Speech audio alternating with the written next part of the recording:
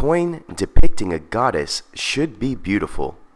This coin is that and so much more. Find out why this is a coin you should add to your collection today as we learn about the significance of Saint Helena and Hera here on the Culture of Currency. Welcome back to the channel that sees more than silver when gazing upon coins. Today we have a new goddess out of the island nation of Saint Helena. Where is Saint Helena? Glad you asked. It's right here, as you can see on this map. This is kind of an interesting island as it is not part of a traditional cluster of islands, but rather a standalone island in the mid to lower Atlantic. You can get close if you draw a line from Angola to Brazil, but other than that, it is quite interesting to think that such an island was ever found without modern technology. This island was so singular in its position that explorers were the first of humanity to land on the island, which is usually not the case. This island is steeped in a who's who of history, as the likes of James Cook from the Cook Islands, in whom we get this coin, highlighting his ship the Bounty, all the way to Napoleon Bonaparte, have significance here. If you know anything about Napoleon, you know he was a figure of French history who was quite well known and equipped in the art of war. Bonaparte has the namesake in the Napoleonic Wars, which were another instance of reconstituting the state lines of Europe as he tried to conquest throughout Europe. It is interesting to think that one small man caused so many issues across Europe, and that if he never took up war, what would the vacuum of historic precedent mean in the shapes and settings of European nations? Fast forward to the Battle of Waterloo. Bonaparte was taken into custody and given quite the treatment as a prisoner. This concluded a 23-year war of French conquest, resulting in the banishment of Bonaparte. This was actually not the first time Bonaparte was captured and banished. He was banished to an island in the Mediterranean but escaped, which is why the second time he was banished to St. Helena. This island is so far from everything that it would be just about impossible to even charter a ship to sail to this island without some kind of state backing. He was given a mansion and had to live out his days on the island, which makes me wonder about my life choices a little bit.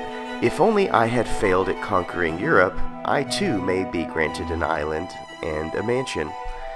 The French are a funny people. I can say that because my heritage is also French. That gives you a little bit of history on St. Helena, but we will need to dip our toes back in when we get to cultural significance. But let's go ahead and grade this beautiful coin. On the front we have something that, though is a little bit boring and unoriginal, actually makes a little bit of sense. We have Her Majesty looking east as the words of her order greet the rim of this coin. I actually like the front for this coin, and though we all know my thoughts on the Queen being the Minister of Obverse Real Estate, I must say that this coin makes sense.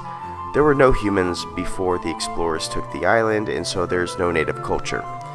Well played, Queen. Well played indeed. This being said, I actually am okay with scoring the front as a 7, as I can look at this and be reminded of the British colonial culture. Now let's move and talk about the back. We have an amazing display featuring Hera, the goddess of motherhood, lawful marriage, family, and guardian of women and children. She's a big deal and was often depicted with peacocks as a companion. In our coin's imagery, we have just that. Hera is riding in a chariot atop of the clouds, pulled by a flock of peacocks and what looks to be her favorite fowl beside her. We see that she's adorned with this regal scepter as her uber of beauty pulls her across the spackling of constellations. This imagery is fascinating and beautiful. The only thing I cannot get my head around are these reins in Hera's hands. You can see that they are carrying tension, but you cannot tell where they're attached to on these birds. I see no yoke, nor do I see anything attached to the tails, so either this is a magic set of reins, which is okay because she is a goddess, or the artist did not remember to connect the reins to anything. We also have this hidden marking in the clouds, which is very relevant and will be discussed in cultural significance. That being said, I must say that this is just about the most beautiful depiction of mythology that I have seen in coins. It is well done, and even the stars in the negative space make sense. I think this has to score a perfect 10. Now we talk mintage. These are the numbers I love as a collector. This is a new series that has a very marketable theme. What it also has is an excellently low mintage of 10,000. This is why I had such an impulsive knee-jerk to get my hands on this coin. It scores a 9 for mintage. Now we must unravel cultural significance. We talked before how there were no humans on this island before explorers. We now must talk about connecting the dots of a mythological goddess to this island, which is surprisingly not so hard to do. Much of Europe, and certainly England, had occupation of Roman rule through 55 BC, and many of the elements of Roman influence still adore their ancient host. Look at the Britannia, for example. It pulls from those ancient cultures. This being said, this coin is on the island of St. Helena, named after the mother of Constantine, who, as we probably know, issued Christianity to be the religion of the empire. This was a giant transition and makes me feel as if this coin is depicting the last ride of Hera as she transitions her influence to Christianity in the empire of the old world. We also have this marking, which is of the British East India Company, which was the charter company that was instrumental in the defense of this territory for the monarchy. Can we draw a direct line from Hera to this island? Not necessarily, but there is relevance, absolutely, and I think that a resting number for this is a 7 out of 10. Collectibility is our next chapter.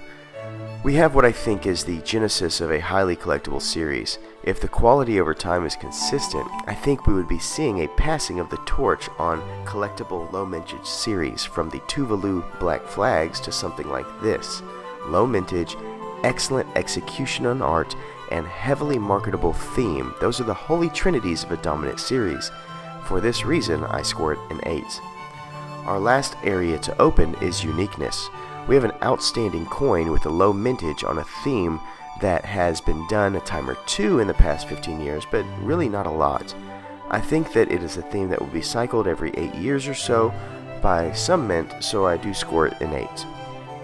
This brings our fantastic Hera to a 49 out of 60, just missing the mark of elite status. This is the problem with my objective scale. My eyes and heart tell me that this coin should be scored around a 53, but my mind says 49. I hope this video helps you understand why this coin is something you should jump on. This is a valued piece of my collection, and I cannot wait to see what the future holds on this series.